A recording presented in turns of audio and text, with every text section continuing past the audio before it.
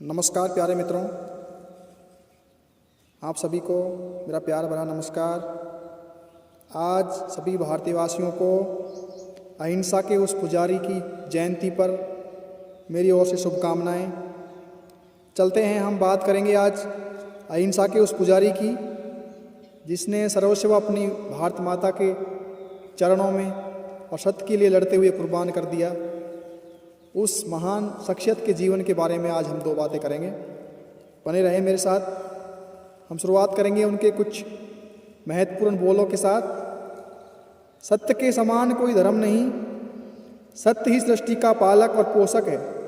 ये उस महान शख्सियत के शब्द थे जिन शब्दों के साथ हम हमारी वीडियो की शुरुआत करते हैं और जानते हैं उस महामहिम की जीवन गाथा में कौन कौन से मोड़ आए, क्या क्या उन्होंने देश के लिए किया और कब कब किया। चलिए चलते हैं, इसी श्रृंखला में हम बात करेंगे आज।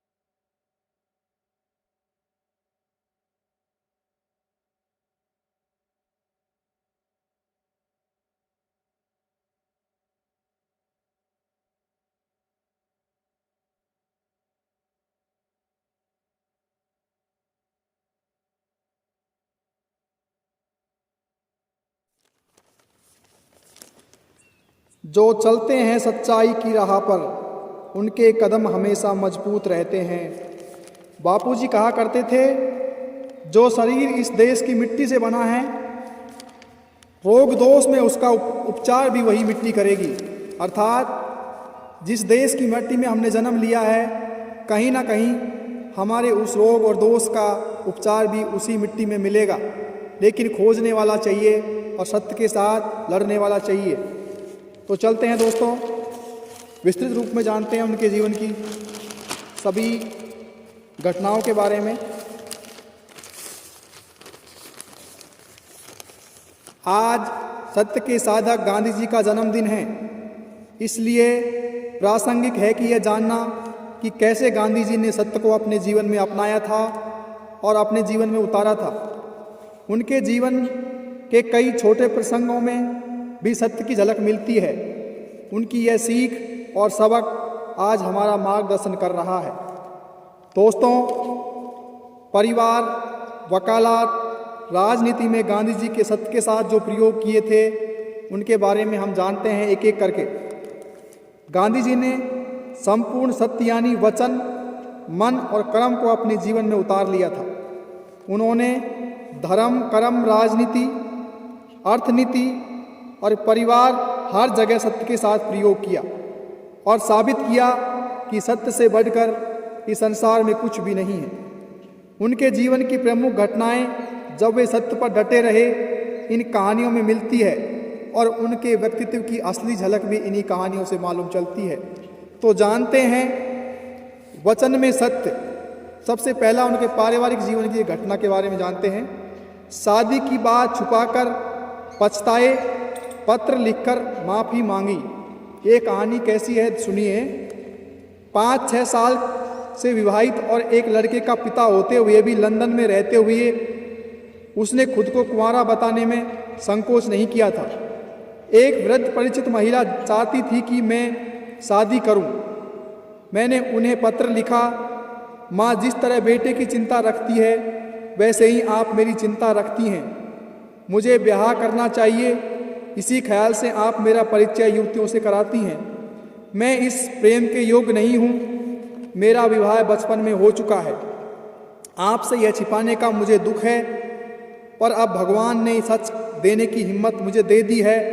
इस पत्र के बाद मुझे माफ़ी मिली और मेरा सत्य से भरोसा बढ़ता चला गया और उसके बाद मैंने जीवन में कभी असत्य का सहारा नहीं लिया। तो आपने जाना कि महात्मा गांधी जी ने सत्य को सबसे पहले कब अपनाया। एक झूठ के बाद ही उन्हें सत्य की सीख मिली, क्योंकि उन्होंने अपने विवाह की बात छुपाई थी। तब वो लंदन में रहा करते थे और एक वृद्ध महिला उनको माँ के समान मानती थी और उनके विवाह करवाने के लिए वहाँ की लड़कियों से उसका संपर्क करवाती थी। तो उसने उस महिला को अपनी सच्चाई बहुत दिन बाद बताई और उससे माफ़ी मांगी। उसके बाद सोचा कि आज के बाद मैं जीवन में कभी असत्य नहीं बोलूँगा।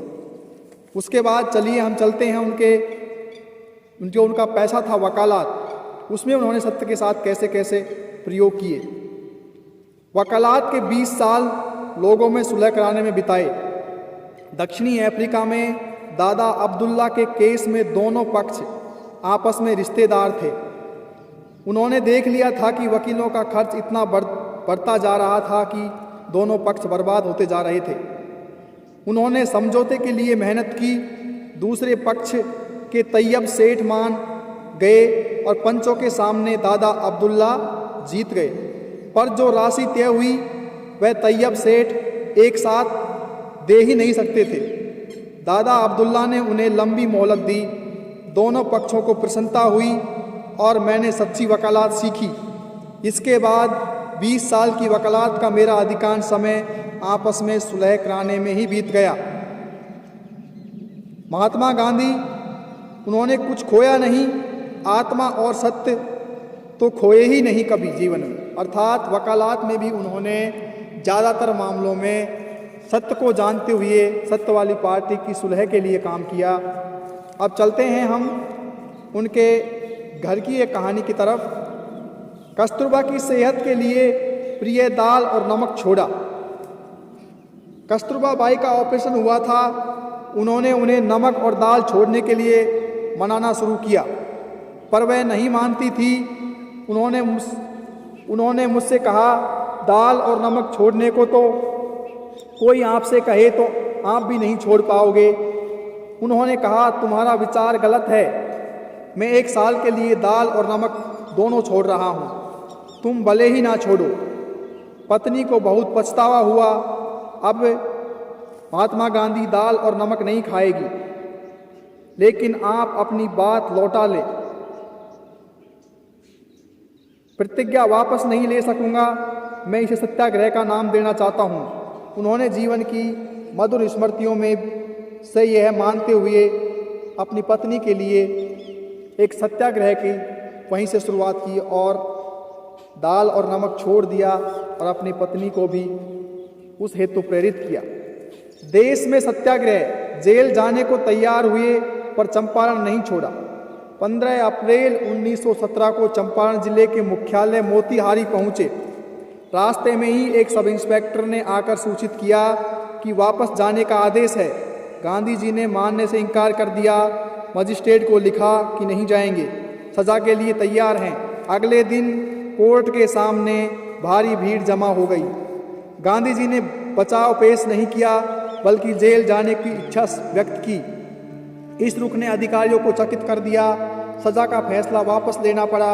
यह देश में सत्याग्रह का पहला प्रयोग था और सभी ने अवज्ञा आंदोलन और सत्याग्रह की शुरुआत यहीं से हो जाती है। गांधी जी कहते थे, सत्य मेरा भगवान है, अहिंसा उसे पाने का साधन। मन वचन क्रम सभी में सत्य। संपूर्ण सत्य यानी मन वचन और क्रम का सत्य। इसका पालन धर्म, राजनीति, अर्थनीति और परिवार सभी जगह होना चाहिए। व्यक्ति और समाज का कोई पक्ष सत्य से दूर न रहे, यह हमारा दायित्व है। अहिंसा बिना सत्य नहीं। निरंतर अहिंसा का पालन करने का मतलब अंत में सत्य को प्राप्त करना है।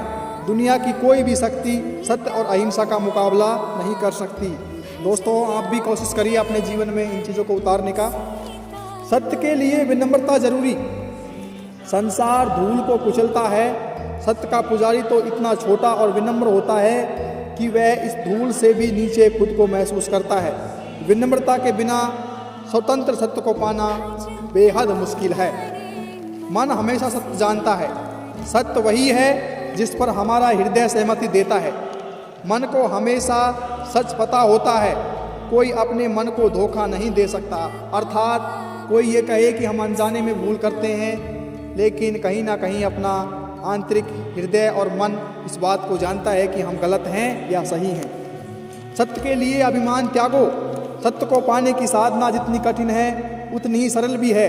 सत्य की साधना अभिमानी व्यक्ति को असंभव लगेगी, जबकि एक छोटे बच्चे को बिल्कुल आसान और संभव लगती है। प्रेम के मार्ग में आता है सत्य।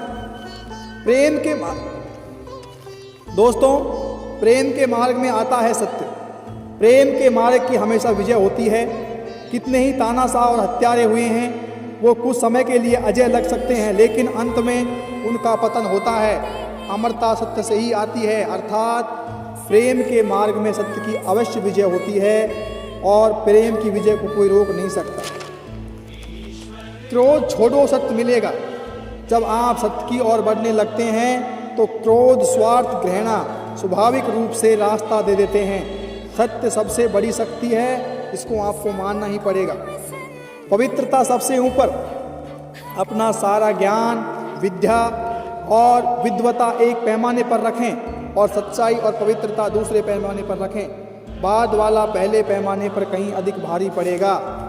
गांधी जी के वो विचार जिनको पढ़कर सत्य का मार्ग कठिन नहीं आसान लगने लगेगा। सत्य को समर्थन नहीं चाहिए। सत्य मेरा भगवान है, अहिंसा उसे पाने का साधन। सत्य कभी ऐसे कारणों को क्षति नहीं पहुंचाता जो उचित हो। सत्य बिना जन समर्थन के भी खड़ा रहता है और वह आत्मनिर्भर है, अर्थात सत्य को किसी के प्रमाण की जरूरत होती नहीं है। तर्क सत्य नहीं बदल सकता।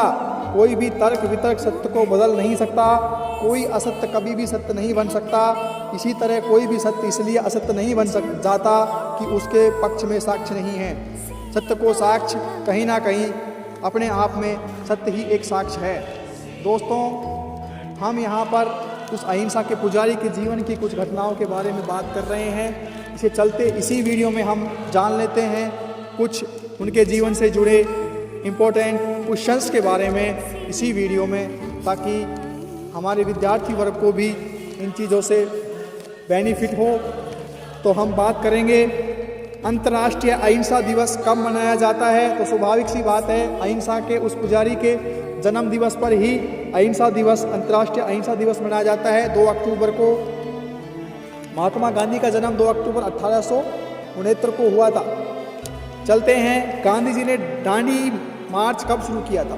गांधी जी ने दांडी मार्च 12 मार्च 1930 को शुरू किया था और दांडी यात्रा 24 दिन चली थी, जिसमें महात्मा गांधी ने 79 व्यक्तियों के साथ में 241 मील की यात्रा तय की और दांडी में नमक कानून तोड़ा। गांधी जी द्वारा लिखी गई किताब कौन सी है। तो गांधी जी द्वारा लिखी किताब जान लीजिए आप, सत्य के साथ मेरे प्रयोग। सत्य के साथ मेरे प्रयोग, discovery of India, discovery of India, the Indian struggle, ये भी उनकी एक पुस्तक है, the Indian struggle. Gandhi ji ने अपना पहला आंदोलन कौन सा किया था भारत में। गांधी जी ने अपना पहला आंदोलन चंपारण में 1917 में किया था। कब किया था? 1917 में। 1920 में गांधी जी ने किस आंदोलन की शुरुआत की? 1920 में जो आंदोलन गांधी जी ने चलाया उसका नाम था असहयोग आंदोलन। उसके बाद टाइम मैगजीन में किस वर्ष गांधी जी को मैन ऑफ द ईयर घोषित किया गया था? टाइम मैगजीन द्वारा गांधी जी को किस ईयर के लिए मैन ऑफ द ईयर घोषित किया? तो वो साल था 1930। 1930 का ईयर गांधी जी को मैन ऑफ द ईयर के रूप में घोषित किए जाने वाला साल था। महात्मा गांधी किसे अपना राजनीतिक गुरु मानते थे? महात्मा गांधी के राजनीतिक गुरु थे गोपाल कृष्ण गोखले। कौन थे? गोपाल कृष्ण गोखले। और गांधी जी ने कौन कौन से अखबार प्रकाशित किए उनके बारे में भी आप जान लीजिए। सबसे पहला उनका अखबार था जो उन्होंने जारी किया था, उसका नाम था नवजीवन। 1919 में। कब? 1919 में नवजीवन। उसके बाद उन्होंने एक इंग्लिश में अखबार चलाया यंग इंडिया। यंग इंडिया भी उन्होंने 1919 में जारी किया था अगस्त में। उसके बाद 1933 में उन्होंने एक और पत्रिका अखबार निकाला, उसका नाम था हरिजन। क्या नाम था? हरिजन। तो गांधी जी को राष्ट्रपिता किसने कहा था, ये भी आपके लिए जानना बेहद ज़रूरी है। महात्मा गांधी को राष्ट्रपिता कहने वाले कौन थे? सुभाष चंद्र बोस।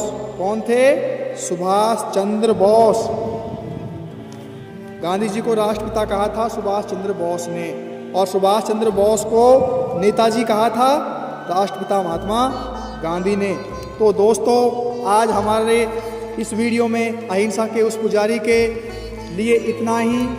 आपको ज़रूर महात्मा गांधी जी की जीवनी पढ़नी चाहिए और उनसे सीखें लेकर अपने जीवन में उतारनी चाहिए। दोस्तों, मिलते हैं फिर अगले वीडियो में। आपका जो करंट अफेयर्स का जो वीडियो है क्लास नंबर 5 वो आज जारी होगा। कल संडे था, मैं गांव आया हुआ हूं और इस कारण से मैं आपको वीडियो नहीं दे पाया। मिलते हैं अगले वीडियो में। जय हिंद, जय भारत।